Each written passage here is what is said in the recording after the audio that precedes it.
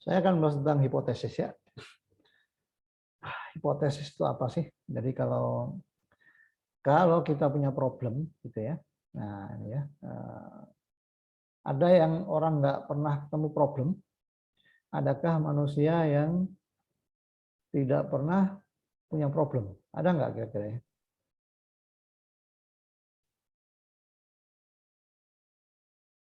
Tidak Nggak ada, ada, Pak. Bang. Nah, nggak ada ya. Oleh karena itu, setiap manusia, setiap organisasi, karena dia punya program, dia punya target, goal, dan secara alamiahnya, secara nature-nya, semua pasti menghadapi problem, menghadapi masalah. Karena kalaupun tidak ada masalah yang muncul, kita itu punya problem untuk mencapai target atau goal yang ingin kita capai. Jadi itu juga jadi problem. Nah, jadi ini ya, jadi masalah. Nah, problem atau masalah itu harus diselesaikan dan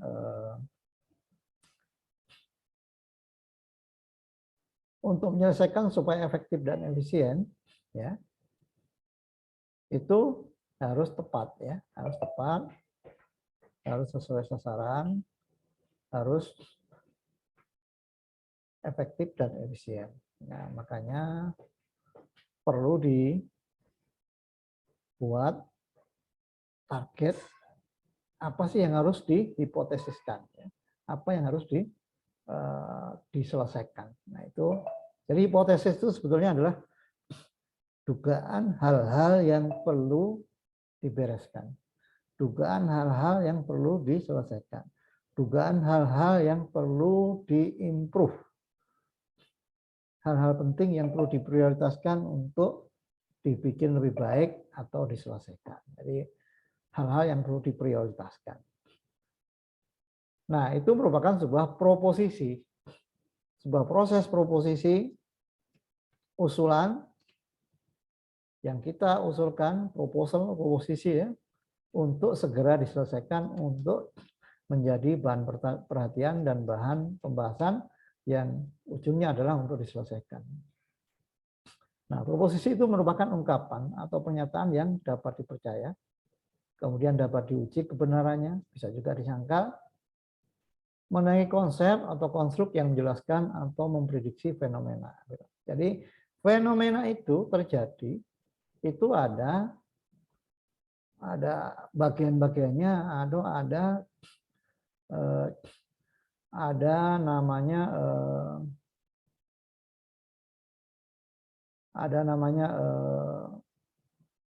point of interest gitu ya. Nah, itu yang disebut dengan konstruk. Jadi kalau kita mau menyelesaikan suatu masalah tapi kita tidak tahu konstruknya, tidak tahu konstruksi permasalahannya, nah, bisa jadi solusi yang kita lakukan itu adalah solusi yang tidak akurat, tidak valid ya. Nah, proposisi ini dirumuskan dengan maksud yang kemudian akan diuji, akan dicek, akan divalidasi, akan diverifikasi. Ya, apakah relevan dengan permasalahan fenomena yang ada?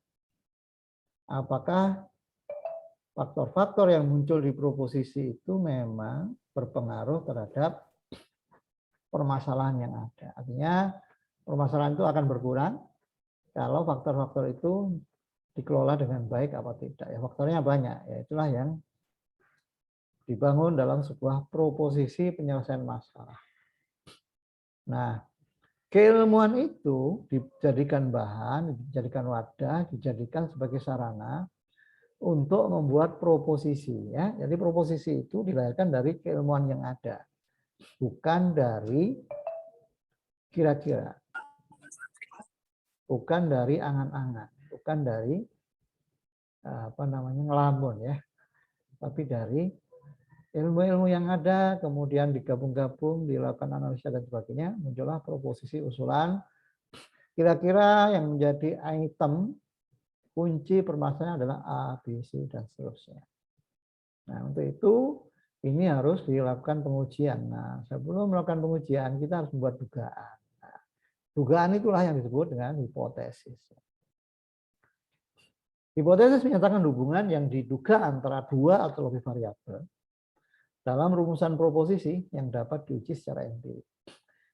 Jadi dugaan antara dua atau lebih terhadap sebuah variabel. Jadi kita menduga ada korelasi, ada hubungan kausalitas antara sebuah variabel dengan variabel yang lain. Contohnya apa kira-kira yang sering kita alami? Kalau kita melihat berapa persen pengusaha yang sukses, ya, kira-kira faktor apa yang paling utama akan mendukung seorang pengusaha itu sukses? Faktor utamanya apa kira-kira? Seorang pebisnis itu akan sukses. Nah, itu menjadi faktor penentu dalam kesuksesan bisnis. Nah, itu bisa menjadi sebuah hipotesis. Misalnya faktor pengalaman, ya, faktor kompetensi, kemudian faktor relasi, faktor pesaing. Ya. Nah, itu semua bisa dikonstruksikan, bisa bisa diinstal ya, atau diinsertkan atau dimasukkan sebagai faktor-faktor yang akan menjadi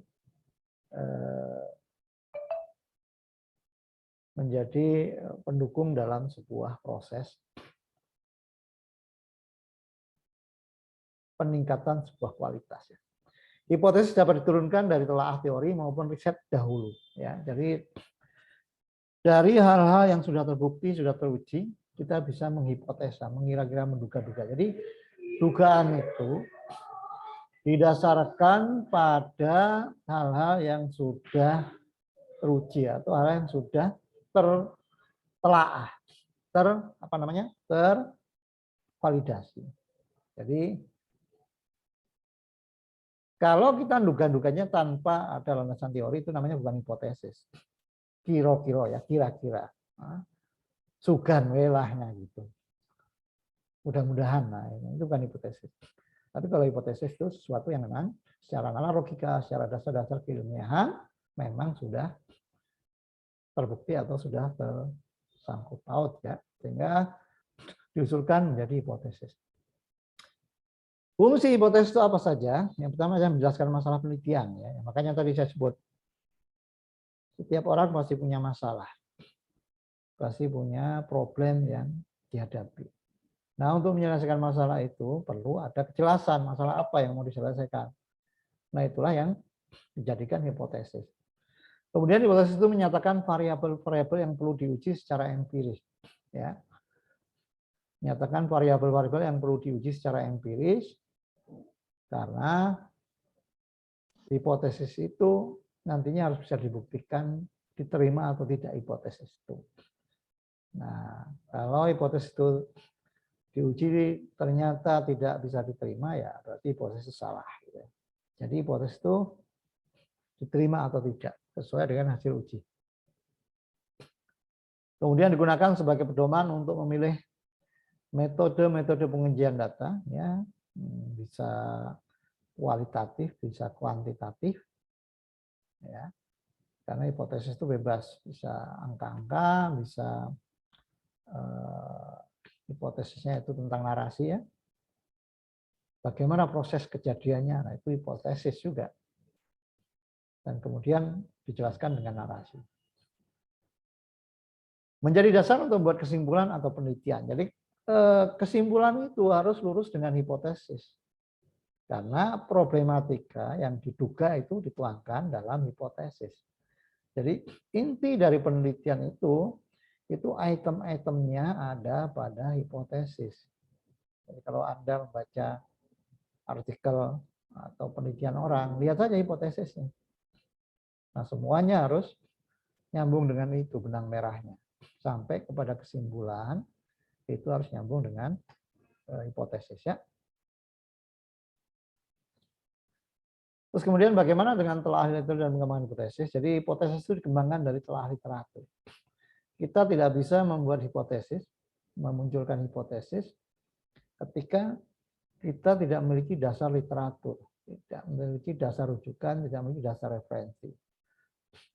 Literatur yang dimaksud bila dari jurnal, ya bisa dari jurnal, buku, teks database, tesis orang lain, disertasi orang lain, paper, skripsi, makalah, atau dari penelitian orang lain, ya. Ya, orang meneliti itu ya mungkin dia bukan akademisi, tapi pada saat dia menemukan sebuah hasil keputusan, hasil pengamatan di lapangan itu bisa menjadi rujukan dalam hipotesis. Untuk mengarahkan peneliti dalam memperoleh perspektif ilmiah yang menjadi landasan pengembangan hipotesis. Jadi untuk mengarahkan penelitian, jadi kalau nggak ada hipotesis penelitiannya nggak jelas arahnya kemana. Apa sih yang mau diteliti, faktornya apa aja, bahasanya apa aja, hasilnya bagaimana, semuanya mengarah kepada hipotesis. Jadi hipotesis itu yang mendrive, yang menuntun penelitian itu. Makanya dari awal permasalahannya harus jelas dan kemudian dikonstruk jadi hipotesis. Hipotesis itu adalah pilar-pilar yang sudah diperas dari sebanyak fenomena dituangkan dalam hipotesis, hipotesa, ya. Kemudian untuk menghindari kemungkinan duplikasi ya, dalam pengumpulan dan hipotesis itu kalau ada duplikasi kan kelihatan ya. Makanya hipotesis itu selalu yang biasanya dipelototin oleh para pembimbing, para penguji dalam penelitian itu hipotesis ya. Karena permasalahan dan solusi jawaban itu semuanya berada di hipotesis. Kemudian telah literatur mengarahkan argumentasi penggunaan metode ya, pengumpulan dan pengolahan data ya. Kita bisa mencontoh ya yang sudah dilakukan oleh orang dan kita juga bisa mengamati apa yang dihasilkan oleh orang. Itulah gunanya studi literatur. Kemudian untuk melakukan konfirmasi terhadap teori-teori atau temuan-temuan sebelumnya. Jadi apakah kita ada yang sama dengan penelitian sebelumnya atau kita berbeda. Jadi semakin kaya. Terjadi pengayaan terhadap proses ilmiah ya, terus berkembang keilmuannya. Untuk menemukan keterbatasan penelitian terdahulu. Nah, ini penting. Artinya kita mengembangkan penelitian yang terdahulu yang mungkin mereka tidak sempat teliti. Ya, cakupannya mungkin terlalu sehingga kita melengkapi dan lebih kaya. Dan ini bisa menjadi guidance bagi peneliti-peneliti berikutnya. Ya. Faktor-faktor yang dikembangkan dalam literatur, ya, literatur dalam telah literatur adalah harus membahas identifikasi variabel-variabel yang relevan dengan masalah penelitian. Jadi kalau kita mencari literatur, itu cari faktor-faktornya apa saja yang relevan. Makanya biasanya kita mencari artikel itu dengan keywordnya adalah variabel-variabel yang kita teliti. Atau hipotesis yang kita teliti itu apa? Keyword itu yang kita masukkan dalam mencari artikel-artikel atau literatur yang sudah ada. Harus menyatakan sifat dan arah hubungan ya, atau perbedaan antara dua atau lebih. Jadi itu juga kita mencari hubungan hipotesis dari penelitian-penelitian sebelumnya. Apakah variabel A dengan B itu ada korelasinya tidak dalam penelitian sebelumnya. Nah itu kita biasanya studi hipotesis itu merujuk kepada tadi hubungan-hubungan kausalitas atau korelativitas dari penelitian-penelitian yang sudah ada. Berikutnya menjelaskan hubungan atau perbedaan antara variabel yang divisualisasikan dalam diagram ya, didiagramkan ya, sehingga tergambar. Jadi filosofi Anda meneliti, filosofi Anda menyelesaikan permasalahan semuanya tertuang dalam hipotesis. Berikutnya menjelaskan perspektif yang menjadi landasan dalam pengembangan hipotesis ya berdasarkan temuan-temuan riset sebelumnya. Jadi riset sebelumnya literatur itu menjadi landasan dalam penyusunan hipotesis. Jadi bisa dipahami ya, hipotesis itu berasal dari penelitian-penelitian yang sudah ada. Bukan Anda membuat sendiri. Anda memang membuat sendiri, tapi mengacu pada penelitian orang lain yang sudah ada. Jadi tidak tiba-tiba muncul sebuah variabel tanpa ada penelitian orang lain yang mendasarinya.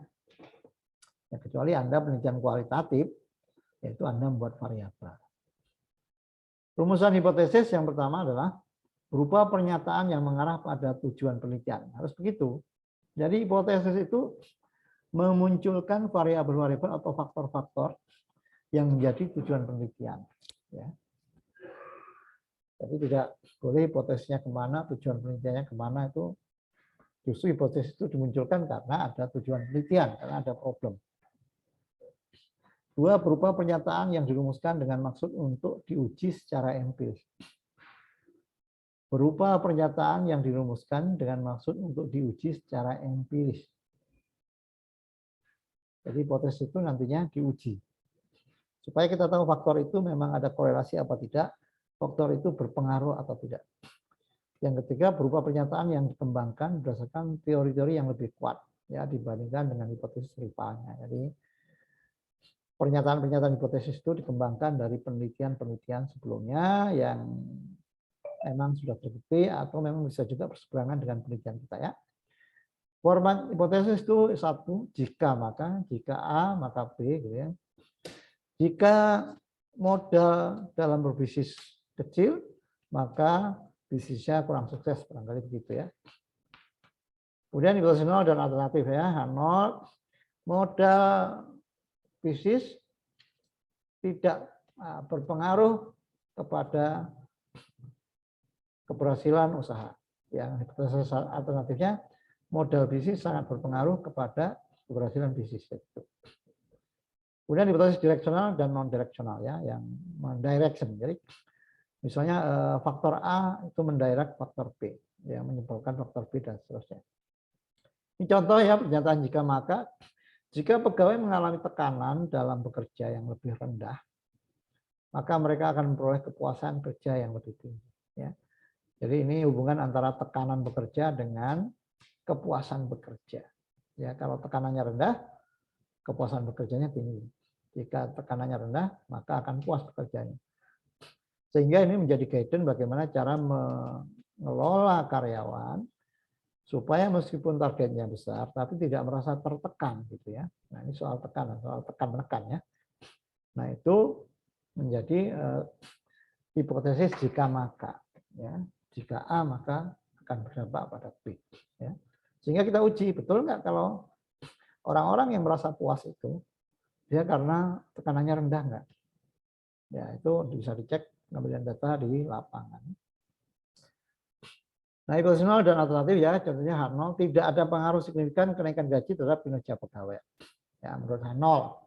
Tapi H alternatif ada pengaruh signifikan kenaikan gaji terhadap kinerja pegawai. Nah, ini tergantung nanti di lapangan. Apakah setelah dicek gaji naik, itu kinerja pegawai naik enggak? Kita survei ke beberapa perusahaan. Gitu kan. Kalau di lembaga komersial mungkin ya cocok. Kalau kenaikan gajinya signifikan, kinerja naik. Tapi mungkin kalau di lembaga pendidikan mungkin nggak begitu. Gaji naik kadang-kadang tidak berpengaruh signifikan. Ya. Kenapa? Karena mungkin budayanya tidak begitu. Ya. Nah ini contoh model hipotesis H0 dan H alternatif.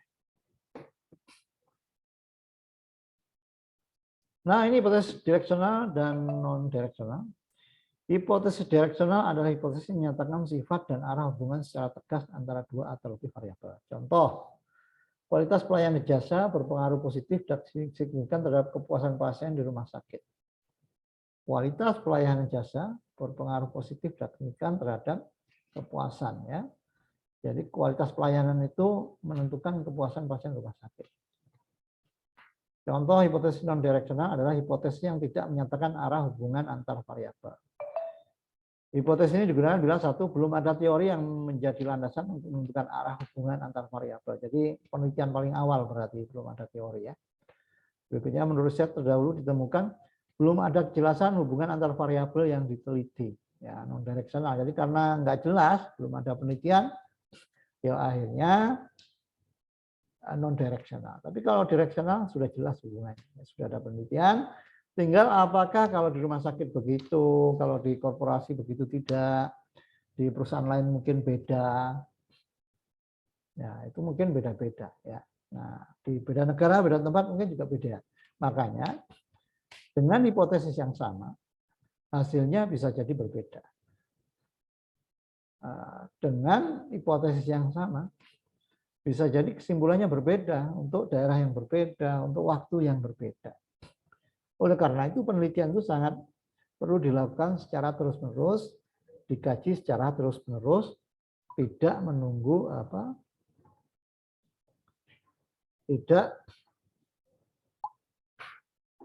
tidak tabu namanya, tidak tabu dalam melakukan penelitian yang terus-menerus itu enggak tabu. Meskipun pernah diteliti mungkin dulu gitu ya. Sekarang perlu diteliti lagi. Ya, perlu diteliti kembali. Jadi tidak harus kalau sudah diteliti enggak begitu. Beda waktu bisa jadi hasilnya beda. Beda tempat bisa jadi hasilnya beda. Jadi banyak hal-hal yang berkembang semacam itu. Nah, jadi hipotesis itu menggait inti dari penelitian, dari filsafat ilmu itu hipotesis. Kayak misalnya gini ya, ada falsafah zaman dulu namanya falsafah hemat pangkal kaya ya. Terus sekarang itu ada pengusaha sukses namanya Yusuf Hamka itu atau Tung Desumaringin selalu menyampaikan bahwa ketika Anda baru merintis bisnis, Anda harus pandai berhemat, harus pandai menabung, harus pandai mengumpulkan modal. Jadi jangan habis dikonsumsi. Ya. Kalau habis konsumsi, maka Anda tidak bisa memiliki modal, Anda tidak bisa berbisnis. Artinya falsafah yang tadi, kemampuan mengelola keuangan, ya, berpengaruh kepada keberhasilan bisnis, ya itu menjadi hipotesis. Jadi namanya bisnis itu harus bisa memiliki modal, harus bisa mengelola modal, bisa mengelola pemasukan keuangan, sehingga keuangan ada saving money-nya dan kemudian memiliki modal. Itu menjadi hipotesis. Nah, sekarang hal semacam itu kira-kira menurut Anda sangat bermanfaat tidak dalam kehidupan sehari-hari bagi Anda untuk membuat hipotesis? Sangat penting nggak? Sangat penting, Pak. Ya. Contoh apa hipotesis yang real dalam kehidupan Anda yang sangat penting itu apa contohnya kira-kira?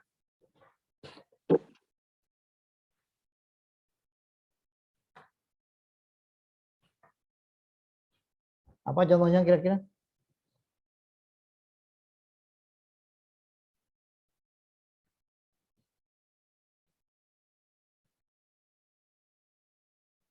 Ketekunan berpengaruh terhadap hasil studi nggak? Berpengaruh, Pak. Ya, artinya itulah hipotesis Anda. Tekun, rajin, sabar. Ya, nah, ikutin semua prosesnya.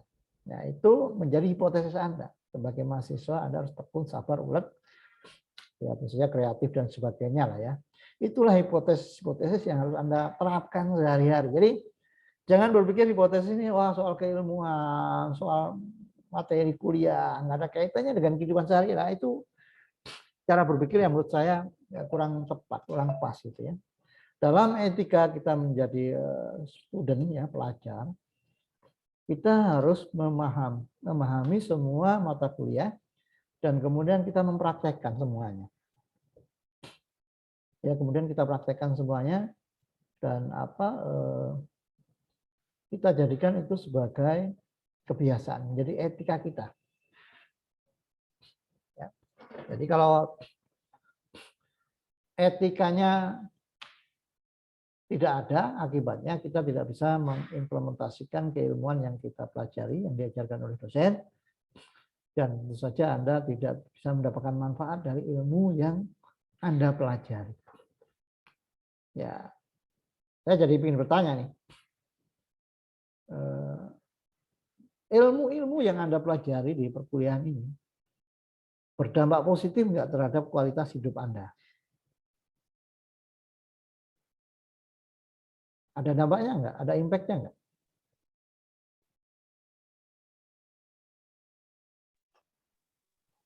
Ada impact nggak kira-kira? Ada, Pak. Apa impact-nya Ada. kira-kira?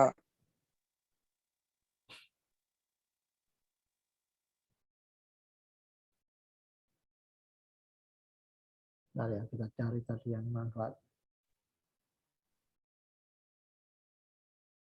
Hipotesis.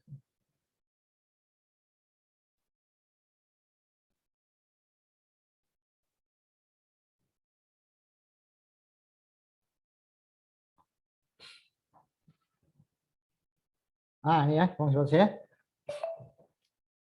Anda kan pasti punya masalah kan ya. Nah, sekarang materi tentang hipotesis ini gitu ya. Itu berguna nggak bagi hidup Anda saat ini ya? Berguna nggak kira-kira? Berguna, Pak. Berguna, Pak. Ya, berguna ya. Nah, kalau berguna artinya apa yang paling Anda rasakan ya? Paling Anda rasakan dengan sekarang belajar hipotesis lah gitu kira-kira ya. Apa yang paling Anda rasakan? Nah, penting ya.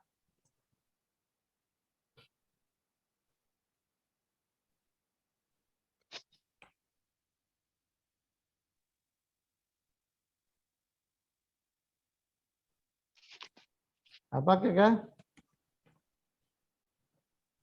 gunanya kuliah? Mengetahui inti masalah. Iya. Sekarang Anda akan mengecek permasalahan Anda itu apa ya, gitu kira-kira ya. Yang paling urgen apa?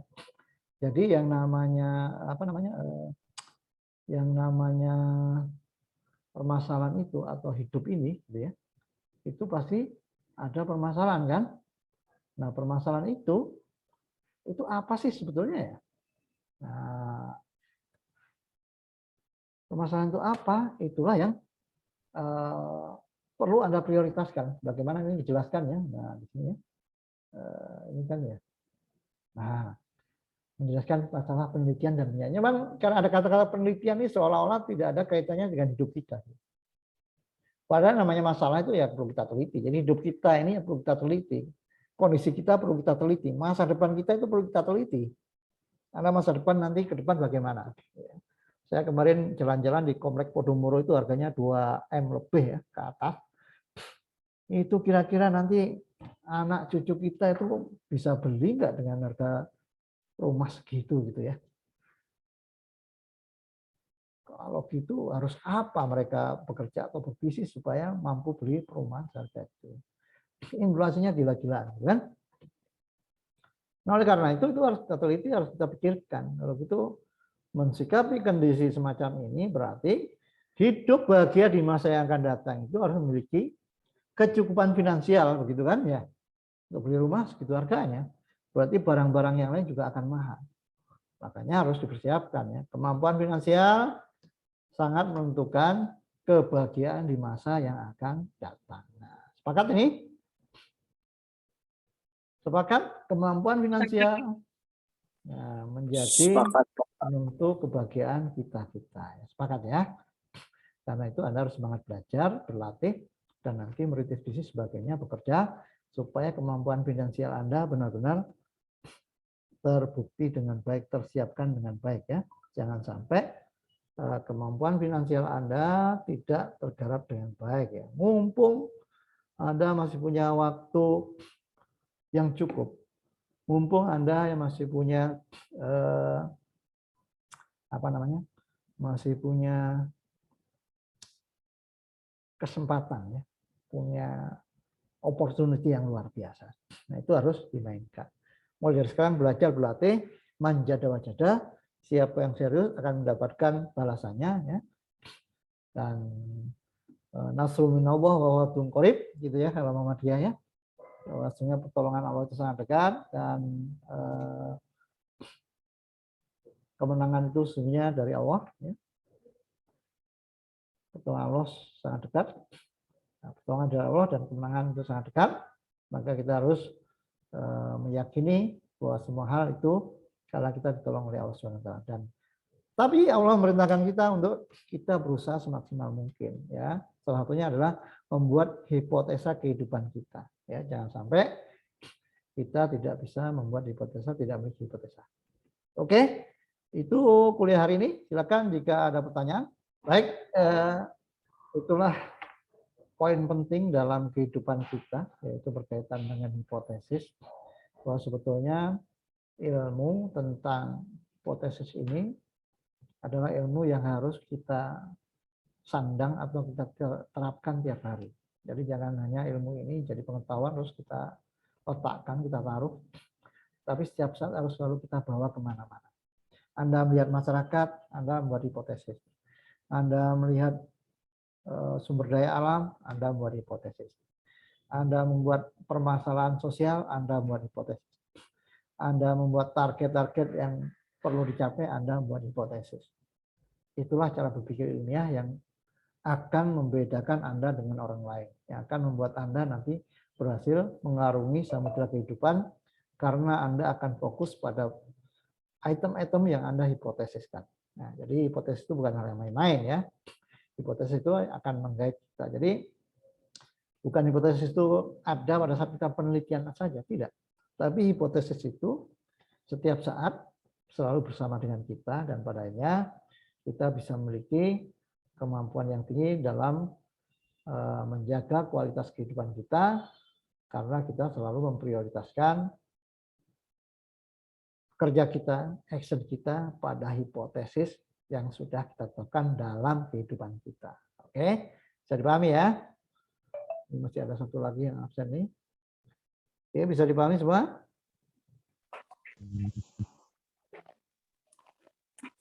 Bisa, Pak. Oke. Bisa, Pak. Pak. Setelah dipahami, tolong dipraktekkan, diterapkan, karena itulah gunanya ilmu, agar Anda bisa memiliki kualitas dan Anda memiliki etika yang tinggi. Demikian mungkin kuliah sore hari ini. Silakan yang belum menulis nama lengkap dan NIM dan kelas untuk nulis di chat. Kuliah saya akhiri. Nasubhanallah wa qarib. Assalamualaikum warahmatullahi wabarakatuh. Waalaikumsalam warahmatullahi wabarakatuh.